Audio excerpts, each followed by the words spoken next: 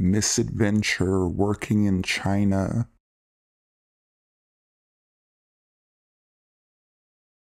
I was teaching English in China, feels like ages ago. I found a really unique job offer, combining my love of the outdoors with conversational English, a job which was much more suited for me rather than teaching in the gray city. I couldn't have been more excited. My boyfriend and I applied and were hired. They would pick us up in the van, drive us into the mountains where we would stay in a cabin. What could go wrong? When we got in the van, the driver was piss drunk. I was young and stupid and thought I could just bus it next time, so I tried my best not to envision driving off the mountain roads. There were two other foreigners, our new boss and his buddy. Boss and buddy spent the time joking around and laughing with each other in Cantonese. I tried to get my mind off the driver by making small chat with the two other foreigners, who seemed uncomfortable as well. When we reached the little mountain town, we were told that we needed to get passport photos for our ID. We paid. Felt scammy, but I shrugged it off. Then I asked to use the washroom, but there wasn't one. I had to walk down the street with my boyfriend until we found one. When we went back to the passport shop, everyone was gone. We panicked a bit and text messaged our boss. He told us that he would be back to get us at 1 a.m. It was 6 p.m. As we stood there on the side of the street, already feeling the cold, one of the guys we had met on the bus ran up. I was so relieved to see him. I asked him where our other new friend was. He had been abandoned as well and had already hopped on a bus to get out of there. My new friend told me that he spoke Cantonese. He said that these guys were bad news, that they had been talking and laughing about their plans for me. I couldn't get him to explain any more than that. He just didn't want to tell me. The problem was, our bags were still in the van. I sent a message saying that we could wait until 1, but I had medication in my bag that I needed to take now, so we needed our bags. Drunk guy shows up. He looked completely bewildered as we grabbed our bags. Our new friend helped us get on the right bus back to the city. He was so awesome.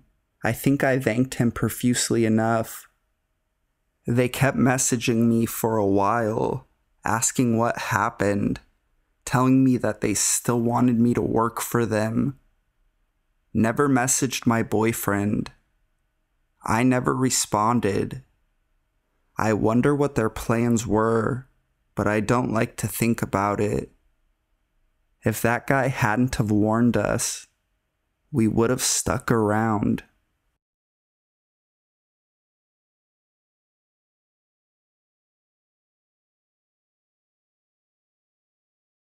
The lone gas station.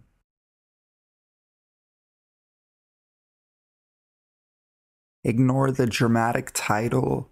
I'm not sure how to title it without being dramatic or giving away the let's not meet part. I live about 20 miles from the city in which I work. I live out in the country, and about a short walking distance from my house is a highway, and on the corner is a 24/7 gas station. Last week, Saturday night, I went by there right before midnight to grab some Cajun peanuts. I see one car parked on the side, which is normal. Usually just a guy working and rarely any customers at this time.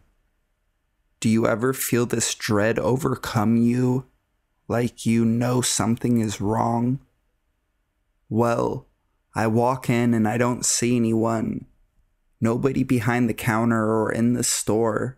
So I take my time and assume that they are in the bathroom or a step to the back of the store. Surely they heard the chime on the door when I came in. I'm feeling weird and uncomfortable, so I wait a minute, even though it seemed like forever, and I call out, "Anyone here?" I wait a minute more and put the peanuts down and walk out the door. I checked the car parked on the side and there wasn't anything troubling. I even glanced on the back side of the store and there was nobody. I'm pretty uncomfortable, so I just call the police. They show up 10 to 15 minutes later, but it really did feel like an hour, and they search the place. They find the cashier dead in the men's bathroom, beaten to death.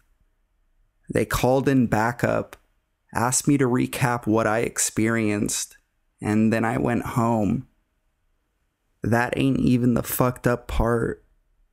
So I get home and my dog is in the front yard pissing and just staring at me. He is an inside dog, and my front door is cracked open. My heart is racing, so I grab my dog and head back to the gas station to let the police know. They send one of the guys to search my house. Nothing is stolen or out of place, but there was sign of forced entry. So this last week, and about 5 hours ago, I get a call from my brother who works for the county sheriff's office. Supposedly, they pulled the camera footage, and about 10 minutes before I walked into the store, someone came in, started punching on the cashier, and then dragged him into the bathroom. On the footage, you can see me walk in and look around and call out, and then you can see me walk out and check out the car, walk to my vehicle and make a call. About the same time I'm in the vehicle, the alleged murderer walks out of the bathroom and sneaks out the back door, and before leaving the view of the camera, he takes off in the general direction of my house. Fortunately, my wife was out with some friends watching Beauty and the Beast, again, but I'm convinced that I missed a murderer at the gas station and then he broke into my house. This week I had a new security system installed alongside a new front door, but I'm pretty sure whoever did this is still out there. Edit. I can address some comments. I think it was a coincidence that he broke into my house, if he actually did break into it. It was late at night and there were no vehicles, and since my house is within 200 yards, it was probably just an opportunity. I will address the comment about proof. I've mentioned that my house is so close that if I give the article, it'll essentially be too easy to know where my house is.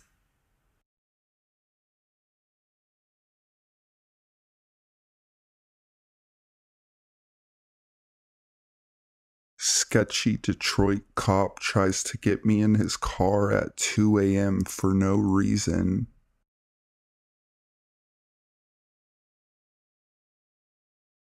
I'm 25, female, and an exotic dancer living in the Detroit area. This story takes place on my way home from work one night at 2 a.m. at the gas station near my house about a week ago. My boyfriend had needed to use my car, so he'd drop me off at work and would pick me up, so he was driving. There was a cop car parked right in front of the entrance, but other than that, we were the only customers. My boyfriend parked at the pump furthest from the entrance and I got out to go buy cigs. As I walked in, I immediately almost bumped into a very tall, very buff police officer. He was standing in front of the cashier, who was behind bulletproof glass and spoke no English, and talking loudly, oblivious to the fact that the cashier had no idea what he was saying. I apologized for bumping into him. "It's okay, sweetie. Say, what are you? Like, where are you from? You look mixed." "Guam," I said, annoyed, but still courteous.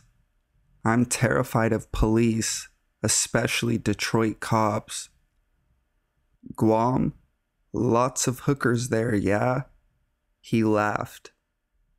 I wouldn't know. I was just a little girl, I mumbled, trying to move past him to the register to buy my smokes. He was blocking my way. Suddenly, he reached an arm out and placed it on the small of my back, and because I was wearing a short coat, he easily wiggled his hand underneath it and my shirt, touching my bare skin. Well, you're not a little girl anymore, eh? He was now pushing me slightly, guiding me back out the door. The way the store was set up, we were only a foot or so from the door. I was panicking a little bit, but because he was a cop, I didn't know how to react. I've been in plenty of similar situations without freezing up, but his authority really fucked with my head. I was so confused. I wasn't sure what he was doing.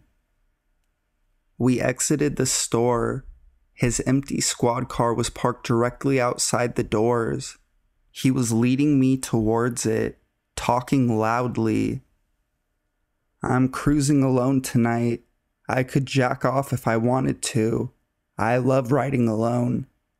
His voice was echoing loudly throughout the pumps. I was numb, but started dragging my feet a little, realizing how fucked up this really was. Suddenly, I hear a car door slam and my boyfriend yelling my name. The cop's hand dropped away from my back and he beelined for his squad car without saying a word. Because of the way my car was parked behind the pump, the cop had not realized I wasn't alone. My boyfriend had the window cracked because he was smoking a cigarette and he had heard the cop making creepy comments and then spotted me being led to the squad car. He said I looked like a zombie. He had never seen me like that before. It freaked him out so bad, he slammed the car door, called my name, and ran over to me. By the time he got to me, the cop had left and I had snapped out of it. I started crying. A million thoughts went through my head. I was wearing heavy makeup because I'd just left work. Maybe he thought I was a hooker. I hadn't stopped him. He probably thought I wanted whatever he wanted to do to me. I felt ashamed and embarrassed. My boyfriend did his best to console me. He even tried to ask the cashier for help, but he spoke no English and just kept saying, no cops, please."